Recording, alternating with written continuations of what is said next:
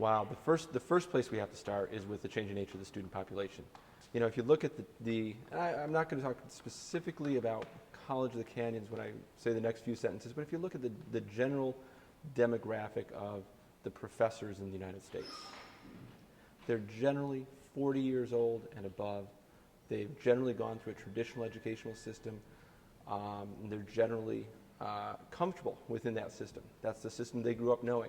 Going to class, using traditional textbooks, listening to a professor lecture, soaking in the information as the professor dispenses the information.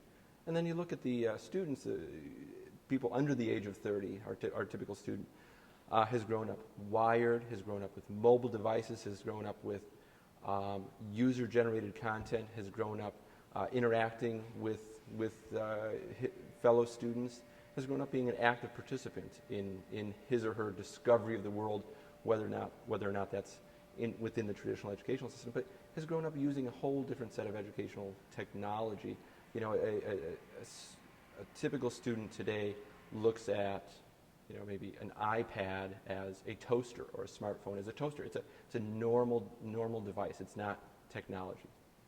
So that's where you always have to start, I think, when you're talking about what's going to change in terms of educational technology or the educational experience using technology.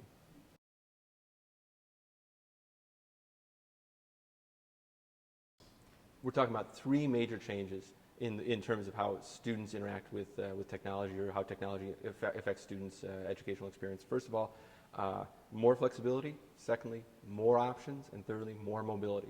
And what that means is more flexibility. We're going to have a tremendous increase in the number of online classes or students expecting to be able to get their education online. Currently in the United States, almost a quarter of undergraduates take an online class. Over 4 million students in the United States take classes online. They need flexibility. And we see that reflected here at COC, the way our online program has grown and the demand for our online program has grown. When I arrived at the college 11 years ago, we had 2 online classes. Last year, we were offering nearly 200 online classes, and we can hardly keep up with the demand.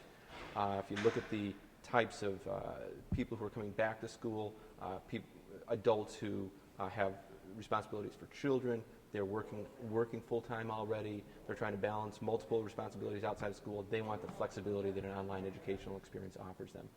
Secondly, we're going to have a lot more options for students to interact with content. Content meaning class materials, course syllabi, books, lecture notes, what have you. There are some really exciting movements happening in the content world generally. And I call it the great uncoupling of content. The content's becoming unhitched. Content for a long time in the educational setting was a traditional textbook, a hardcover textbook that you bought from the bookstore.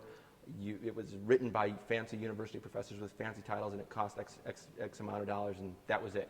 And now you think about YouTube, TeacherTube, podcasts, and vodcasts. So much of this content is just coming out of the traditional box, out of the traditional book.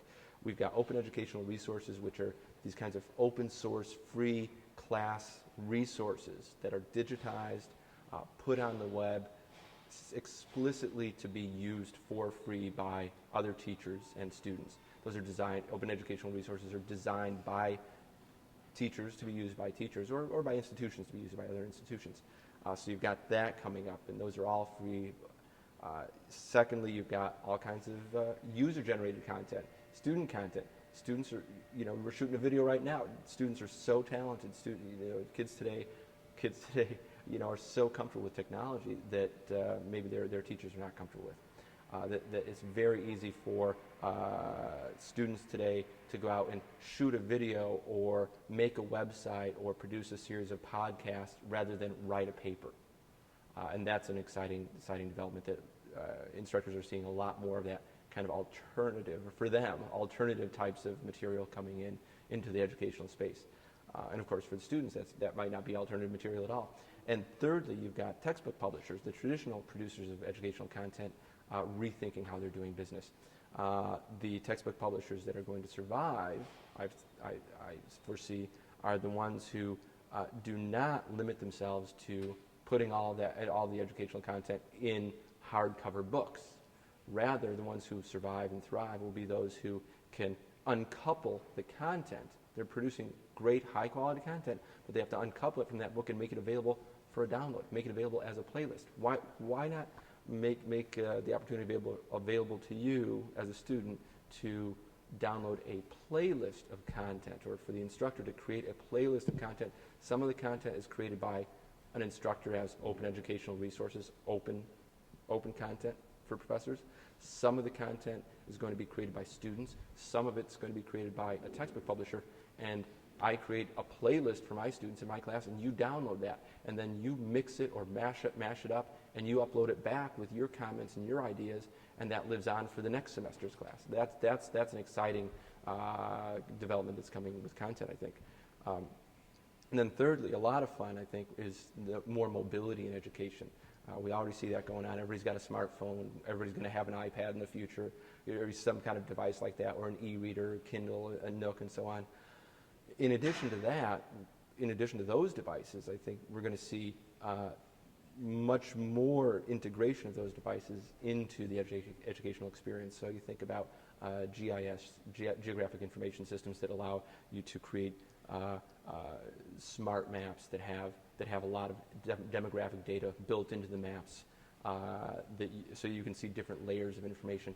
Then layer over that augmented reality type of apps that allow you as a common user to interact with those kinds of maps and that kind of data on your smartphone. If you're studying land surveying or studying geography or geology or even political science, and you're going out walking around the world and you have these smart maps with which you can interact as a user on your iPhone, that's going to give you a whole nother ability to make your educational experience mobile, and it's going to be a whole nother level of challenge for the instructor to provide intelligent, challenging content that interacts on those devices. So those are some of the really exciting developments that I see coming up. More flexibility, more options, and more mobility.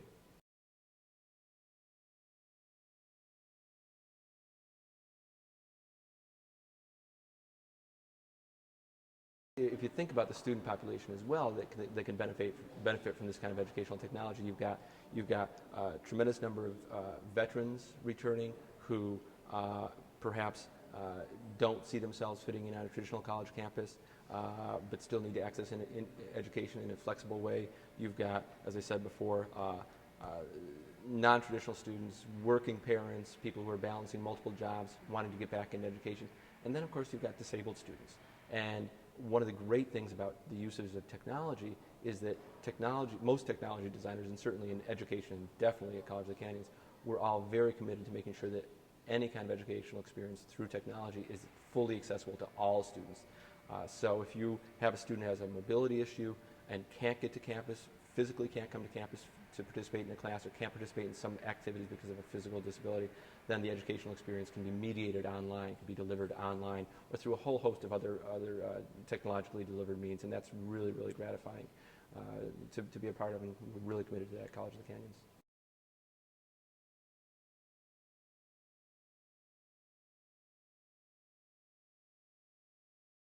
In 40 years, I would see that College of the Canyons continues to excel in providing a wide variety of opportunities for students. One of the things that we really excel at now is providing a wide number of options on that menu of educational opportunities, from short-term classes to full semester classes to online classes to classes offsite local high schools and so on. In 40 years, there will be a whole nother variety of that menu. We will likely have multiple smart is too little of a word, but smart augmented reality classrooms in which the walls are 3D interactive touch screens that enable the on-campus students to interface with the online students, whatever online is at that point. If we have students who are living on the moon or students who are living on a space colony, terrific, but they're going to be able to interact with students here on campus through new forms of technology, and I really look forward to being part of that.